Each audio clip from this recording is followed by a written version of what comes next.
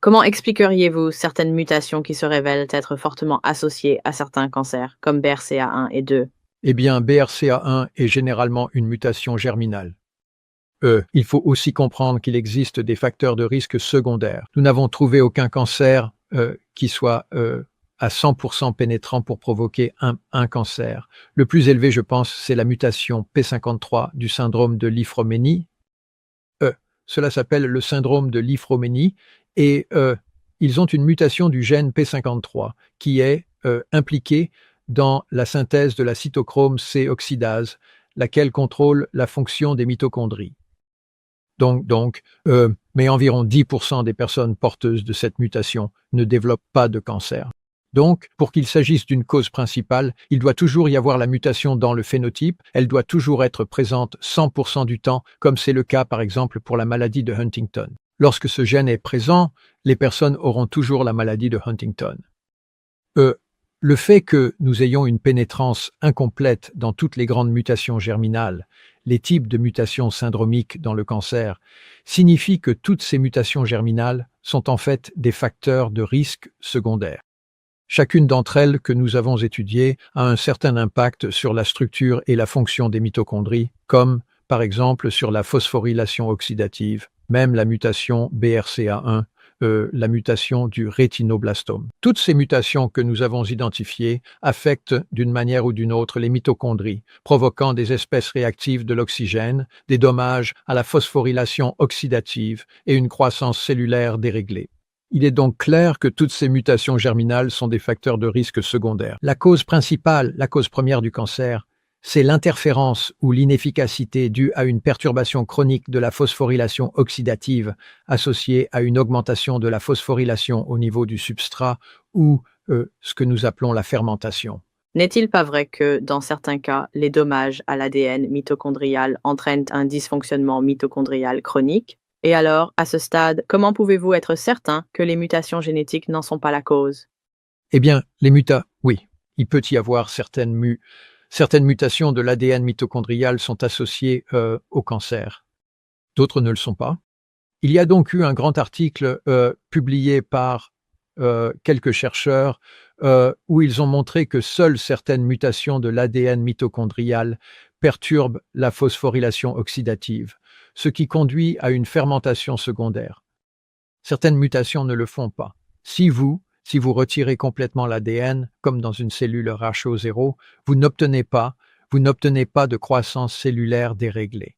Il faut donc que la cellule ait la capacité de maintenir une fermentation accrue. C'est pour cela que c'est un processus en 2 étapes. Oui, il existe certaines mutations dans l'ADN mitochondrial qui peuvent conduire à cette croissance déréglée en permettant à la cellule d'augmenter la fermentation. Il y a d'autres mutations dans l'ADN mitochondrial qui ne font pas cela. Et il y a des cancers qui n'ont aucune mutation dans l'ADN mitochondrial, aucune, zéro. C'est ce que nous avons fait. Nous avons séquencé 5 tumeurs indépendantes et nous n'avons trouvé aucune mutation pathogène et pourtant, elles présentent toutes une croissance cellulaire déréglée. Mais oui, certaines mutations dans l'ADN mitochondrial peuvent entraîner une croissance cellulaire déréglée, mais pas toutes. Et puis, certaines tumeurs n'ont aucune mutation dans l'ADN mitochondrial. Et vous parliez auparavant de la pénétrance de certaines mutations dans La pénétrance des mutations germinales. les mutations germinales. Toutes les personnes ayant des mutations génétiques dans ces gènes conducteurs ne développent pas de cancer. Mais est-il possible que des personnes ne présentant aucun signe de cancer soient simplement en train de vivre une réaction retardée et que ce ne soit pas simplement une question de pénétrance, à savoir si cela va arriver ou non? Eh bien, nous ne le savons pas. Je veux dire, si vous vivez toute votre vie et que vous mourrez de vieillesse avec une mutation BRCA1 et que vous ne développez jamais la tumeur, alors pour quelle raison? Quelle est la raison pour laquelle la mutation BRCA1 de cette personne n'a pas perturbé la phosphorylation oxydative? Et la réponse, c'est que nous ne connaissons pas la réponse à cette question. Il existe des gènes suppresseurs dans notre génome qui, même si vous avez une mutation pouvant potentiellement endommager les mitochondries, il y a un autre gène qui empêche cela de se produire. Donc, nous ne sommes pas... C'est pour cela que la pénétrance n'est pas de 100%. Le fait que la pénétrance ne soit pas de 100% pourrait être dû à un autre gène ou à l'environnement. Mais nous savons que nous n'avons jamais trouvé de cancer qui n'utilise pas et ne dépend pas d'un métabolisme de fermentation. Donc, clairement, c'est ce qui est nécessaire que vous vous devez avoir les deux étapes. La première est la perturbation chronique et l'autre est la surexpression de la fermentation. Et ça, c'est le processus pathophysiologique commun à tous les cancers, ce qui signifie que tous les cancers, quel que soit leur tissu d'origine, présentent un problème métabolique similaire. Comme vous l'avez dit à propos de la radiothérapie et de la chimiothérapie, l'immunothérapie peut également être renforcée par la thérapie métabolique. Oh, absolument. Toutes ces thérapies peuvent être renforcées par la thérapie métabolique, la radiothérapie. Cela permettrait de réduire beaucoup d'inflammation. Vous réduiriez l'hypoxie autour de la tumeur, rendant ainsi la radiothérapie beaucoup plus efficace. Les chimiothérapies sont souvent bloquées par l'acidification du micro-environnement. La fermentation qui alimente la croissance déréglée de la cellule tumorale, active également la P-glycoprotéine, donc les médicaments pénètrent dans la cellule tumorale et sont immédiatement expulsés. Donc la tumeur est en quelque sorte résistante. Pourquoi sont-elles résistantes? Parce que le métabolisme fermentaire protège la tumeur grâce à ces pompes qui expulsent la chimiothérapie.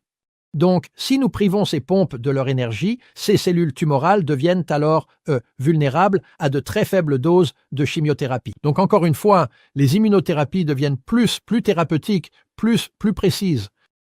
Les chimiothérapies deviennent beaucoup moins toxiques, tout comme la radiothérapie, qui devient moins toxique et plus efficace. Ainsi, en ciblant d'abord les carburants de la fermentation et en amenant le corps vers la cétose nutritionnelle, on protège également nos cellules normales contre les effets nocifs des immunothérapies, de la chimiothérapie ou de la radiothérapie. C'est donc le plan pour gérer efficacement le cancer. Nous pouvons conserver bon nombre des outils dont nous disposons. Nous devons simplement savoir comment les utiliser de la manière appropriée. Si tu veux apprendre comment intégrer le régime kétogène et le protocole PressPulse dans ton traitement contre le cancer, rends-toi simplement sur school.com/keto4cancerfrench, la nouvelle communauté de notre analyste de recherche Johnny Rockermeyer. Dans cette nouvelle plateforme communautaire, tu peux échanger avec d'autres patients et apprendre de leurs expériences. Tu peux également facilement rechercher les contributions que d'autres membres ont déjà partagées. Tu auras aussi accès à notre salle de cours, qui offre des recommandations pratiques et des outils pour obtenir les meilleurs résultats, avec de nouveaux contenus chaque mois. Cette section couvre toutes les parties du protocole PressPulse que tu devrais mettre en place. En commençant par les concepts scientifiques généraux du docteur Thomas Seyfried, et nous te montrons comment commencer le régime kétogène, avec un aperçu de les meilleurs aliments, et ceux à éviter. De plus, nous avons préparé une liste de médecins spécialisés en thérapie métabolique, ainsi que des informations sur les médicaments, l'inhibition du glutamine et la thérapie à l'oxygène hyperbare. Alors, jette un œil à school.com/keto4cancerfrench. L'importance de notre nouvel article, qui est paru dans ASN Neuro la semaine dernière, montre pour la première fois que la fermentation des acides aminés peut également participer à la croissance déréglée des cellules tumorales. Et l'acide aminé dont nous parlons principalement est la glutamine. Et nous avons testé tous les autres acides aminés, les 20 acides aminés. Nous avons étudié les cellules cancéreuses, à la fois des cellules de glioblastomes de souris et humaines. Nous les avons étudiées pour déterminer quel carburant elles pouvaient utiliser, pour maintenir leur croissance. La façon dont nous procédons est très simple. Nous prenons simplement les cellules tumorales et nous les faisons pousser dans une solution saline, une solution de sel. Et bien sûr, il n'y a pas de nourriture. Il n'y a rien à manger pour elles. Ensuite, on les chronomètre pour voir à quelle vitesse elles meurent sans nourriture. Et les cellules de souris, parce qu'elles ont un taux métabolique de base très élevé, 7 fois plus rapide que celui de l'humain, meurent rapidement lorsqu'on leur retire leur carburant. Les cellules de souris meurent en 24 heures. Les cellules humaines meurent en environ 72 heures, 48 à 72 heures sans carburant. Juste dans ce que nous appelons une solution saline tamponnée. Et ensuite, ce que nous faisons, c'est que nous ajoutons simplement des acides aminés individuels, et nous observons si, oui ou non, la viabilité des cellules s'améliore. Et ce que nous constatons, nous faisons cela à la fois en présence et en absence de glucose. Donc, le glucose seul permet aux cellules de survivre plus longtemps, mais ensuite elles meurent parce qu'elles n'ont pas de source d'azote. Et nous le faisons sans glucose, donc nous le faisons simplement dans un milieu totalement dépourvu, puis nous ajoutons du glucose et ensuite nous rajoutons des acides aminés individuels. Et ce que nous constatons, c'est que lorsque nous ajoutons l'acide aminé glutamine, ces cellules explosent en capacité de croissance par rapport à tous les autres acides aminés. Nous avons constaté un peu de stimulation avec le glutamate parce que c'est le premier produit issu du métabolisme de la glutamine, mais ce n'est pas du tout aussi puissant que la glutamine. Aucun des autres acides aminés n'approchait de la puissance de la glutamine. Donc la question est, est-ce que lorsque vous avez du glucose et de la glutamine, les deux voies, les deux carburants sont synergiques pour fournir tous les métabolites et toute l'énergie nécessaire à une croissance rapide et déréglée? Donc là, la question est, comment la glutamine est-elle capable de faciliter la croissance de la tumeur? Est-elle respirée par un processus respiratoire appelé respiration anaplérotique, où les carbones de la glutamine entrent dans le cycle de l'acide citrique, cycle de Krebs, pour produire des équivalents réducteurs, permettant à la phosphorylation oxydative de fonctionner et de produire de l'énergie? Ou bien la glutamine est-elle fermentée, ce qui génère de l'énergie par phosphorylation au niveau du substrat mitochondrial lors de l'étape de la succinyl-CoA ligase dans le cycle de Krebs ou cycle de l'acide citrique. Donc, ce que nous avons fait, et pourquoi cet article est si important, c'est que nous avons pu tester cette hypothèse de nombreuses façons différentes. Nous retirions donc tout le glucose de la tumeur en présence d'oxygène, puis nous ajoutions de la glutamine, et nous avons constaté que les cellules pouvaient survivre avec de l'oxygène et de la glutamine en l'absence de glucose. Mais cela ne nous dit pas si la glutamine est fermentée ou respirée, alors nous avons répété l'expérience, cette fois en retirant tout l'oxygène. Nous les avons cultivés dans une hypoxie profonde, en l'absence de glucose, et nous avons tout de même observé une production d'ATP dans ces cellules. Oui, elle était significativement réduite, mais elle était toujours produite. L'ATP était toujours produite dans les cellules cancéreuses, en l'absence d'oxygène et en l'absence de glucose. Donc la question est, d'où vient cet ATP? Nous pensons donc qu'il provient de la phosphorylation au niveau du substrat dans le cycle de Krebs. Et nous avons pu montrer que lorsque nous utilisions de la glutamine marquée, la C13-glutamine, nous pouvions observer de l'acide succinique C13 comme produit de déchet. C'est le produit final de la voie de la glutaminolyse. De toute évidence, la glutamine entre dans la cellule, est métabolisée en glutamate, puis en alpha-acétoglutarate, puis en succinyl-CoA, et nous avons trouvé du succinate C13 marqué, le produit final de la voie de la glutaminolyse, ce qui signifie que le carburant est évacué. Ce n'est pas anaplérotique, ou très peu. Il est évacué comme produit final de fermentation, montrant essentiellement que ces cellules utilisent la glutamine d'une manière non oxydative. Une autre expérience consistait à utiliser du cyanure qui bloque la phosphorylation oxydative et nous avons tout de même pu observer une quantité significative d'ATP en l'absence de glucose en présence de cyanure en utilisant la glutamine comme carburant et nous avons également pu observer la production de cet acide succinique montrant clairement que nous avons dissocié l'oxygène et la phosphorylation oxydative d'une seconde voie majeure dans la mitochondrie produisant de l'énergie. C'est incroyable. Donc, c'est la partie manquante de la théorie centrale de Warburg. Warburg avait presque tout, mais pas tout. Il avait raison en affirmant que le cancer était une maladie métabolique mitochondriale, mais il ne savait pas qu'il existait un second carburant majeur que ces cellules tumorales pouvaient fermenter en plus du glucose. Donc, cela ouvre maintenant tout le champ du cancer en révélant que ces cellules tumorales dépendent de deux principaux carburants fermentescibles. Ainsi, nous sommes en mesure d'éclaircir le malentendu de Warburg. Nous pouvons également affirmer que l'oxygène consommé dans les cellules tumorales n'est pas utilisé principalement pour la synthèse d'ATP via la phosphorylation oxydative, une autre erreur que Warburg et presque tout le monde dans le domaine commettent. Ils pensent que le taux de consommation d'oxygène est utilisé pour la phosphorylation oxydative. Nous avons clairement démontré que cela ne peut pas être le cas. Les cellules absorbent de l'oxygène, oui, mais elles ne l'utilisent pas pour la production d'ATP via la phosphorylation oxydative. C'est le métabolisme fermentaire dans la mitochondrie elle-même et dans le cytoplasme par phosphorylation au niveau du substrat. C'est ça la nouveauté. Cela va mener à la gestion future du cancer, car nous savons désormais comment éliminer la bête sans toxicité.